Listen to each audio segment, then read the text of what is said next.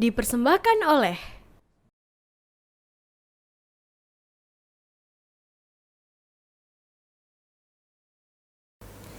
Bismillahirrahmanirrahim. Assalamualaikum warahmatullahi wabarakatuh. Waalaikumsalam warahmatullahi. Alhamdulillah, pemirsa TVmu dimanapun Anda berada, semoga senantiasa dalam limpahan kesehatan, keberkahan dan rahmat Allah tentunya.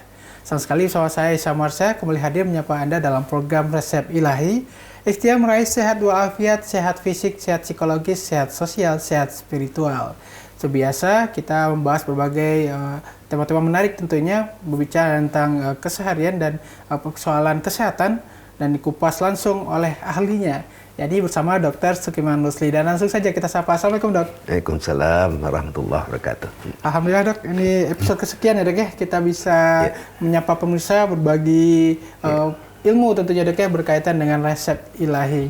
Dan kali ini kita akan berbicara tentang mengobati penyakit gastrointestinal. Ini menarik pemirsa, apa itu gastrointestinal, dan juga tentu kaitannya dengan Ramadan ini ya, Dok ya. Kita perlu ulas lebih jauh. Dan langsung saja kita bersama Dr. Sukiman Rusli bicara tentang penyakit gastrointestinal. Seperti apa nih, Dok?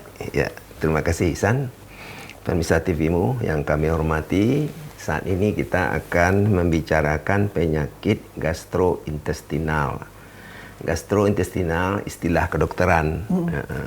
Gastro asal katanya gaster berarti lambung. Ya, intestinal itu usus. Jadi ini organ tubuh, lambung dan usus yang utama. Masih ada yang pendampingnya, masih ada. Ini adalah organ saluran cerna.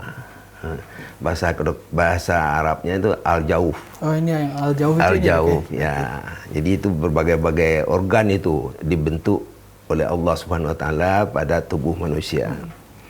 Kita mulai aja dari depan, itu rongga mulut dulu. Rongga mulut, oke. Ya, rongga mulut ya, itu fungsinya mengunyah, menghancurkan, dicampur dengan saliva namanya, cairan ludah. Kemudian tenggorok atau faring. Ya, ke bawahnya saluran antara faring dengan lambung itu namanya esofagus. Nah, ini cuma jalan lewat aja makanan. Diterima oleh lambung atau gaster. Jadi kalau dipendekan tadi menjadi gastro. Ya. Gaster. Itu penampung pertama itu. Nah, di gaster itu makanan dihancurkan lagi, diolah, ada cairan lambung. Nah, Ihsan sering dengar cairan lambung kan? Itu cairan lambung itu ada namanya asam klorida, ada enzim pepsin, itu yang menghancurkan. Dilumat. Ya, sehingga menjadi cairan kental. Nah, dari lambung dikirim ke bawah. Diterima oleh usus 12 jari, selanjutnya usus halus. Usus halus itu yang sebenarnya yang tadi intestinal itu usus halus. Usus halus. Oh, ini terpisah dengan gastrointestinal. Panjang aja saluran. Nah, usus halus adalah tempat menyerap makanan. Nah, di usus halus itu berlangsung pencernaan yang kompleks itu. Jadi ada enzim-enzim yang sangat berperan di situ tuh. Nah, saya sebutkan ya, enzim dari pankreas. Pankreas itu bahasa Indonesianya kelenjar ludah perut di bawah hati. Nah, pankreas itu menghasilkan enzim lipase, menghancurkan lemak, protease menghasilkan protein, amilase menghancurkan karbohidrat. Kemudian dari kantong empedu, ada namanya empedu yang pahit itu. Nah, itu menghancurkan lemak. Nah, itulah yang terjadi prosesnya sehingga muncullah zat-zat gizi yang disebut nutrien yang halus ya, dari karbohidrat, dari protein, dari lemak, juga vitamin, mineral ya, dan air. Nah, itu zat-zat pati sari makanan itu diserap. Dari sana dibawa ke hati. Nah, di hati diolah lagi sampai terjadi nutrien yang dibutuhkan oleh tubuh manusia. Nah, jadi kalau sepanjang itu rusak, Ihsan, ya orang udah gawat tuh dia. Nggak ada pencernaan untuk makanannya itu. Itulah fungsi dari saluran cerna tadi. Nah, ampas yang tidak berguna, itu dibuang. Dok. Ya, melalui usus besar, rektum, anus, yang namanya tinja. Tinja. Feses. Nah, itulah fungsi gastrointestinal tadi. Kemudian kita singgung apa lagi kan? Penyakitnya ya? Kaitannya dengan penyakit ya, Dok. Penyakitnya ya. Karena Ini kayaknya akrab sih berkaitan dengan penyakit gastrointestinal. ya, kayaknya Ihsan nanti tahu nih. Satu tentu penyakit di mulut. Nah, penyakit di mulut disebut yang banyak tuh stomatitis ya. Dan penyakit gigi. Oh, gigi juga Ya, gigi kan penghancur. Oke. Nah, gigi. Kemudian di tenggorok juga ada penyakit, biasanya radang yang banyak. Tapi ada juga yang bahaya tuh tumor, kanker. Jadi kalau yang radang namanya faringitis. Nah, itu ke bawah esofagus tadi esofagitis. Nah, ini kalau ini terjadi gejala itu orang sulit menelan. Terjadi gangguan menelan. Nah, kemudian di lambung itu diolah, itu penyakitnya banyak itu. Ada namanya gastritis. Radang lambung, ada tukak lambung, ulkus peptikum, ada kanker lambung. Kayaknya saya pernah dengar, ada GERD. Itu beda-beda dok ya, gastroesophageal reflux disease. Itu artinya cairan lambung itu seolah-olah ke atas. Iya betul. Nah, jadi katup di atas lambung itu tidak sempurna kerjanya, nggak nutup dengan sempurna. Ini cairan lambung ke atas. Akibatnya juga radang di tenggorok. Nah itu. Nah kalau di usus tuh banyak banget penyakit itu. Yang terbanyak infeksi. Yang kedua tumor atau polip tuh sering kita dengar. Nah ada lagi penyakit di usus halus itu yang berhubungan dengan pemikiran. Iya, ada. Apa tuh, Dok? Penyakit psikosomatik namanya. Itu kalau orang tuh gelisah, stres, hebat, depresi, ya udah ususnya sakit. Iya, ada yang mules kalau gitu, Dok. Mules sudah mencret, mual dan muntah. Itu bisa berhubungan seperti itu, Dok? Iya, psikosomatik paling banyak itu. Ada sedikit itu. Contohnya irritable bowel syndrome, IBS namanya. Itu waduh, sebentar-sebentar mencret. Nah, orang itu gelisah melulu gitu. Nah, jadi ada ahli usus, orang Jepang di Amerika. Dia pakar banget ini. Dia menyimpulkan lambung dan usus itu adalah biang penyakit kan ya, karena masalah makanan. Nah, itu katanya dia waktu itu. Nah, sedikit ya. Gejala utama dari semua penyakit itu. Jadi kita tidak rinci khusus-khusus. Gejala utama itu yang pertama adalah gangguan menelan itu. Itu disfagia namanya. Satu. Yang kedua, gangguan perut nih, lambung. Masyarakat kita nyebutnya sakit mah. Itu dispepsia. Kemudian ada mual muntah. Itu ada nyeri perut akut yang melilit, yang tidak. Ada diare. Nah, tadi yang kita ada lagi konstipasi, malah tidak berak. Nah, coba kita bayangkan. Ada 7 kita sebut nih gejala utama itu semuanya mengganggu ibadah puasa. Betul. Susah makan, sakit mah, nak menerima apa makanan, dia mual muntah, kalau muntah batal puasanya, nyeri perut akut. Nah, itulah. Artinya kalau salah satu aja itu juga sudah kesulitan orang berpuasa. Nah, begitu Ihsan. Ini bicara soal gejala ya, Dok ya. Itu baru sedikit kita ngomongin ya organnya, fungsinya dan penyakit-penyakit di gastrointestinal ya Ihsan. Ya. Gastrointestinal itu kaitan dengan lambung dan usus deh. Iya, lambung dan usus. Kita sudah jelaskan dan pemirsa kita akan kembali saja di berikut. Tentu kita akan membahas lebih dalam. Tema kita bicara tentang mengobati penyakit gastrointestinal. Itu tetap bersama kami. Pemirsa, terima kasih Anda masih bersama kami dalam Resep Ilahi dengan tema kita mengobati penyakit gastrointestinal yang tadi sudah dijelaskan panjang lebar oleh Pak Dr. Sekiwan Rusli berkaitan dengan apa itu gastrointestinal, gejalanya dan juga penyakitnya, Dok ya. Dan kali ini kita juga akan bicara tentang prinsip-prinsip pengobatan nih, Dok, karena memang persoalan ini jamak di masyarakat kita, ada persoalan lambung dan usus ini paling sering, Dok. Iya, paling sering. Silakan, Dok, untuk prinsip-prinsip pengobatannya, Dok. Ihsan, terima kasih banyak. Tentu kalau sakit kita harus berobat. Nah, berobat sifatnya harus sesuai dengan bukti ilmiah, evidence based. Nah, di orang zaman yang sekarang sampai zaman sekarang pun masih rancu itu. Masih rancu. Iya, memang sebagian besar sudah berobat sesuai dengan kajian ilmiah. Tapi ada juga yang belum berobat secara kajian ilmiah. Dia hanya ada yang berobat dengan mitos. Betul. Ya, pendapat nenek moyang dianggap ini obatnya, udah diyakini itu pengobatan. Nah, secara ilmu kedokteran, prinsip pengobatan jelas saja sama dengan mengobati penyakit lain. Tapi di sini pengobatan asupan gizi itu nomor 1 dinilai itu. Paling penting. Asupannya dulu, Dok ya? Ya, asupan gizi. Jadi makanan yang kita konsumsi harus dilihat ini cocok nggak nih? Berbahaya atau tidak? Atau bahasa ilmu agama kita aja, ini toyib atau tidak? Nah, untuk gastrointestinal itu benar-benar nilai asupan gizi itu. Dia juga frekuensi makannya. Apakah boleh terlalu banyak? Ya, apakah harus sedikit-sedikit? Itu bahan makanannya. Bagaimana yang iritatif, yang merangsang permukaan lambung dan usus. Nah, itu diperhatikan semuanya itu. Dan dia akhirnya dia sangat penting kalau kita berpuasa. Itu asam. Yang kedua, obat-obatan farmakologi. Nah, obat farmakologi jelas itu mengobat penyebab penyakit, mengobati, memperbaiki organ yang rusak, memperbaiki fungsi organ yang terganggu atau fungsi fisiologis tubuh, itu ada. Ada, Dok. Nah, masyarakat udah banyak itu. Itu iklan obat bebas ya, iklan di TV itu banyak banget untuk itu. Macam-macam itu. Nah, untuk itu tuh gunanya semuanya. Nah, ini dirangkum nih, ini ada pola makanan, gizi halalan thayyiban. Ini dietnya namanya diet lambung yang banyak. Oh, ini yang diet lambung itu ya? Jadi diet lambung itu syaratnya adalah bahan makannya yang mudah dicerna, mudah dilumat, dihancurkan. Yang kedua, yang mudah diserap. Yang ketiga, jangan iritatif. Ya, menggores-gores permukaan lambung dan usus. Ada yang kayak jangan terlalu asam, jangan terlalu pedas. Nah, itu kan sifat iritatif itu. Oh, itu ya, ya. Misalkan merica, cabai banyak, itu banyak orang tidak tahan. Nah, yang kedua yang tadi Ihsan sebut yang terlalu asam, pH-nya terlalu rendah. Ya, orange juice itu ada. Nah, itu tajam.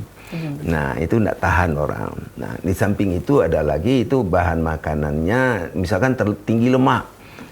Ya, kesulitan juga dicerna kalau orang sudah ada penyakit. Nah, tambah lagi ada bahan makanan yang bersifat mengganggu organ lain, seperti mengganggu hati atau hepar, mengganggu pankreas. Itu contohnya alkohol. Nah, itu mengganggu di sana. Hampir semuanya, Dok. Ya, itu dah prinsip pengobatan yang harus diperhatikan. Ya. Nah, apalagi San ini ya? Budaya hidup kita bicara, kalau kita melihat ini tadi kan kita prinsip-prinsipnya. Nah, pengatur ini bicara soal budaya hidup kaitannya yang mempengaruhi.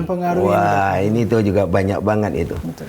Ada orang yang pola makannya seenaknya, sesuai selera. Ini itu penting banget diperhatikan. Ini kita juga sulit ngomong ini ya. Sesuai selera itu bagaimana sih maksudnya? Betul. Iya, sesuai selera artinya adalah cocok dengan seleranya sehingga dia merasakan kenikmatan, kepuasan waktu makan. Tapi ini dibangun oleh kepribadian orang itu dari kecil, budaya hidup dari kecil. Di Ihsan kalau suka biasanya dari kecil pedas-pedas ya sampai sekarang harus pedas-pedas. Nah, coba sekarang ada penyakit lambung, tidak boleh pedas, rasanya gimana? Tidak nikmat makan kan? Nah, tidak nikmat makan. Nah, itu satu tuh. Yang kedua, ada orang mengikuti hawa nafsu perut. Nah, ini kalau kebanyakan tuh namanya rakus. Atau memilih aja yang dimakannya sesuai selera, yang cocok dengan dia. Atau ada unsur kecanduan. Nah, ini tidak boleh semua itu. Nah, ada yang sangat penting sana, higienitas. Nah, ya, janganlah makanan tadi mengandung unsur toksin atau racun, mengandung mikroorganisme yang infeksius, yang bisa menimbulkan infeksi. Nah, itu tidak boleh. Nah, terakhir yang penting sekali adalah bagaimana pengolahan makanan itu. Pengolahan makanan. Nah, ini kita tahu makanan kita sehari-hari diolah dalam dua bentuk. Satu diolah tradisional di dapur. Betul. Yang kedua banyak lagi sekarang nih diolah secara industri makanan. Betul. Nah, dikemas dalam kotak, dalam kaleng atau dalam apa. Nah, itu kita konsumsi. Harus jeli deh, harus jeli. Harus selektif melihat. Walaupun di industri makanan sudah terikat dengan pola teknologi yang canggih untuk makanan, kita tetap mewaspadai. Karena kadang-kadang penyimpanannya atau kedaluarsa terlalu lama kita konsumsi lagi. Nah, ini tidak bisa itu. Itulah itu yang perlu kita perhatikan dan selektif deh, karena ini juga yang kita kembali lagi dalam prinsip thayyiban itu di sana. Iya, disitulah toyib tadi. Halalan thayyiban. Nah, itu kan kita bicara budaya hidup ya, Dok. Kalau kaitannya dengan berpuasa ya, nanti kan juga ada poin-poin penyulit saat berpuasa seperti apa, Dok? Iya, Ihsan, terima kasih banyak. Jadi semua kebiasaan buruk itu mempersulit ibadah puasa kita. Padahal penyakit gastrointestinal udah jelas mempersulit ibadah puasa kita. Berkaitan Nah ini ya dua ini sangat penting ini. Ada penyakit kita, penyakit lambung, penyakit usus, ya, tukak lambung, radang lambung, tumor di usus, polip di usus, itu udah mengganggu pelaksanaan ibadah puasa kita. Nah tambah lagi budaya hidup yang tidak kondusif, ya, makanan yang tidak toyib, jadwal makan yang tidak teratur. Akibatnya apa? Nah, akibatnya jelas banget itu. Pertama adalah kemampuan kita berpuasa makin menurun. Bahkan pas puasa kita mudah gagal. Mudah gagal. Di samping itu juga terjadi gangguan asupan gizi. Kan tidak beres jadinya. Kalau asupan gizi menurun, akibatnya kesehatan secara umum juga menurun. Nah, jadi jelas sekali puasa di samping ujian fisik, ya, untuk kita, ditambah lagi budaya hidup yang tidak kondusif, tambah berat ujian fisiknya. Nah, masa kita puasa hanya sekali setahun banyak gagal, itu janganlah. Walaupun jalan keluar mesti disediakan Allah. Tidak puasa Anda harus qada, tidak bisa qada harus fidyah. Iya, Ihsan. Jelas Islam mengaturnya juga. Teman kita juga menjadi perhatian kita tentunya. Dan menjaga asupan juga kaitannya tadi menjaga kesehatan di bagian gastrointestinal tadi. Baiklah, kita akan kembali saya jeda berikut, kita tentu bicarakan resep ilahi dari tema yang kita usung pada kesempatan kali ini. Untuk itu pemirsa tetap bersama kami. Saya jeda berikut, kami akan kembali. Alhamdulillah pemirsa, Anda masih bersama kami dalam resep ilahi ikhtiar meraih sehat walafiat, sehat fisik, sehat psikologis, sehat sosial, sehat spiritual. Tadi kita bicara tentang berbagai persoalan yang berkaitan dengan penyakit gastrointestinal, pengobatannya, prinsip-prinsip berkaitan dengan pengobatan penyakitnya juga. Dan kali ini seperti biasa di segmen terakhir kita bicara tentang resep ilahi, Dok. Berkaitan dengan pengobatan penyakit gastrointestinal. Silakan, Dok. Terima kasih, Ihsan. Resep ilahi sebenarnya adalah tuntunan yang kita ikuti. Penyakit gastrointestinal di saat kita berpuasa di bulan Ramadan ini benar-benar ujian itu. Kita takut puasa kita batal, tapi ujiannya cukup berat itu. Karena berhubungan dengan masalah makan, masalah minuman. Iya, asupan gizi berkurang, asupan air juga berkurang. Akhirnya kita kemampuan fisik menurun. Nah, tapi itu bisa diatasi dengan pemikiran kita yang ilmiah. Ya, kembali jalan kebenaran, kan demikian, Ihsan, ya. Itu semuanya bisa dikendalikan. Nah, masalah musibah ini, gastrointestinal ini, penyakitnya gini, tentu kita kembali ke tuntunan, Ihsan. Ya, ada yang perlu kita ingat nih, ulama kita sering ngomong, ya, perut itu adalah gudang penyakit. Pernah Ihsan dengar ya? Nah, tapi itu benar juga itu, kata-kata itu. Kemudian tadi Hiromi Shinji yang Jepang tadi, dia juga menyebut. Nah, lambung dan usus itu mudah sekali menimbulkan berbagai penyakit. Nah, kemudian hadis Rasulullah juga ada. Nah, ada bunyinya, ya. Tak ada tempat yang paling jelek pada anak Adam, ya, selain perutnya penuh. Nah, perutnya penuh nih, jadi perutnya kembung. Berarti kekenyangan, makan seenaknya, tidak ada pengendalian, batasan, tidak ada pengendalian pola makan. Itu nomor satu itu harus kita sadari. Akhirnya apa? Itu hendaklah manusia itu memperhatikan makanannya, kan ya. Nah, kan ada ayat Al-Quran itu, surat Al-Baqarah itu. Nah, itu demikian. Nah, selanjutnya sebaiknya kita ada sedikit nih yang akan saya sampaikan, ya, Ihsan, ya. Pola pengatur hidup, ya, untuk menuju sehat menurut Rasulullah. Seperti itu. Ya, jadi ada takwin asyiha. Asyiha itu sehat, ya, peraturan untuk menjadi sehat. Nah, demikian. Coba kita bayangkan sekarang ini. Satu adalah menghirup udara bersih. Nah, ada jelas banget, ya. Itu kan konsumsi pertama untuk tubuh manusia. Udara bersih itu, ya. Tapi mulutnya hidung namanya. Mulutnya dah ini, mulutnya yang di atas, ya. Organ menerimanya paru-paru. Nah, itu udara bersih, ya. Berarti tinggi oksigen, jangan berdebu, dan jangan mengandung virus atau bakteri, kan demikian. Itu udara bersih. Yang kedua, mengatur pola makan, ya, dan minum. Ini harus diatur. Nah, ini asupan gizi halalan thayyiban yang pernah sering kita bicarakan. Yang ketiga, ini harus lihat mengatur istirahat ya dan aktivitas. Aktivitas. Ya, sekaligus mengatur olahraga. Di 3 itu. Kapan istirahat, bagaimana aktivitas sehari-hari, dan bagaimana olahraga. Olahraga. Gitu. Jadi ada orang menyebut dia udah sibuk di kantor, tidak perlu olahraga, itu salah.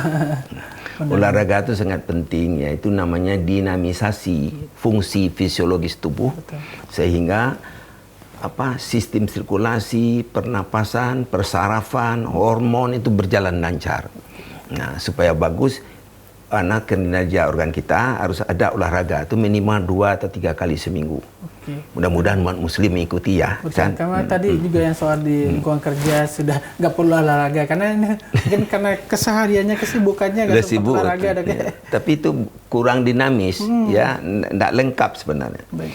Yang selanjutnya yang keempat ya, mengatur pola tidur. Ini pola tidurnya harus Risan. Ya rata-rata 6 jam semalam. Rata-rata 6 jam semalam itu harus. Nah, ada lagi ini di Rasulullah kita ini, ada fase-fase yang relaksasi. Santai. Gitu. Dan juga pemikiran tenang. Kalau bisa berhumor, yang ringan. Nah, ini psikologis. Ini itu juga penting. Nah, selanjutnya janganlah terjebak hawa nafsu emosi. Nah, ini marah, benci, sakit hati, itu tidak bisa. Nah, yang 6 ini kalau bisa itu dipraktekkan dalam kehidupan sehari-hari. Insya Allah yang Ihsan sebut tadi, sehat walafiat itu bisa terwujud. Ini langsung dicontohkan oleh Rasulullah SAW. Rasulullah ya. Disebutnya takwin as-syiha. Nah, itu harus kita ingat-ingat itu sebenarnya. Harus kita ingat-ingat itu. Baik. Dah, Ihsan. Ini sedikit lagi Ihsan ya. Bagaimana kita berpuasa ya? Ini sangat penting. Sebenarnya sebelum Ramadan kita harus diperiksa lengkap sebaiknya kalau penyakit gastrointestinal. Karena semua gejalanya itu mempersulit orang berpuasa.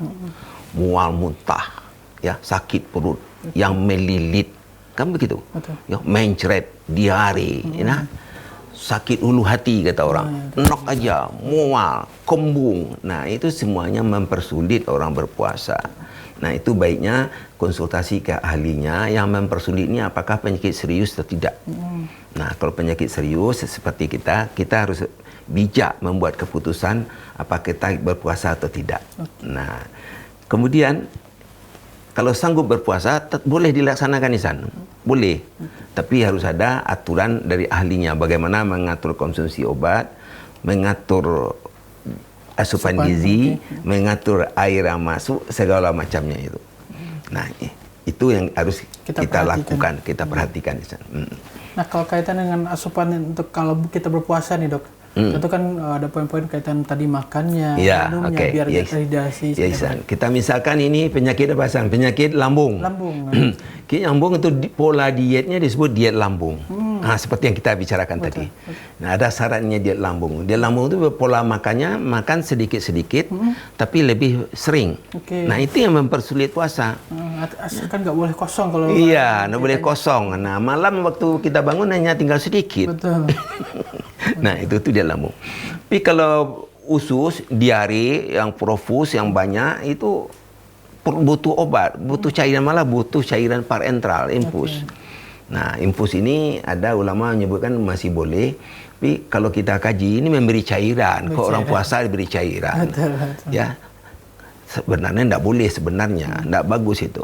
Nah, itulah kita perhatikan ya, asupan itu harus benar, diet lambung umumnya, asupan cairan harus tinggi, di samping pengobatan yang kita berikan. Baik, Dok. Terakhir, Dok, juga mungkin seperti biasa himbauan untuk pemirsa, Dok, ya, kaitannya dengan mengobati penyakit gastrointestinal tadi, dan juga sedikit, Dok, menyinggung soal pemenuhan hidrasi tubuh tadi, Dok. Oh ya, silakan, Dok. Pemirsa TVmu yang kami hormati, kita berpuasa, asupan tidak ada, ya 14 jam, semuanya kita defisiensi, ya unsur-unsur makanan itu. Kalau ada penyakit gastrointestinal, keluhannya juga berat-berat, yang mempersulit kita asupan. Nah, di sini adalah kita harus bijak, Ihsan. Harus bijak.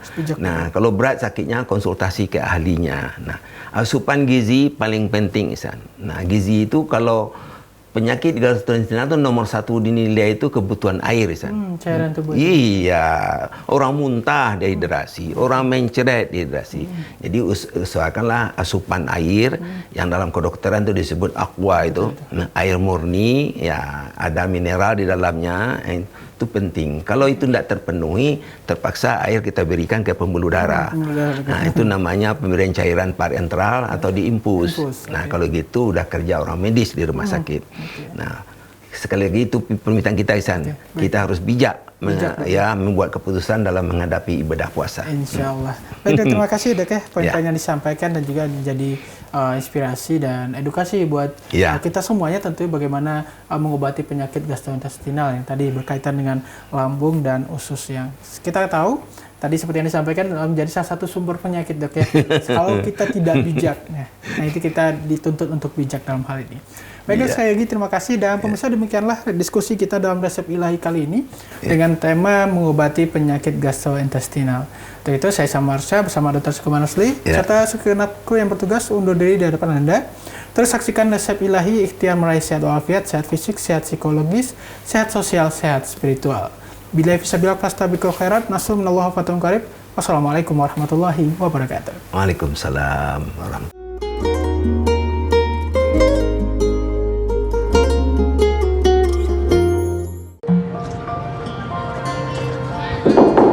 Si Bogwarawiri, tahu-tahu beduk udah bunyi. Aqua dulu. Bangun anak-anak, ayo bangun cepat sahur. Bangun sahur? Nyawa belum ngumpul. Aqua dulu. Datang dari sumber alam yang terlindungi, murninya air mineral Aqua, berikan air minum berkualitas.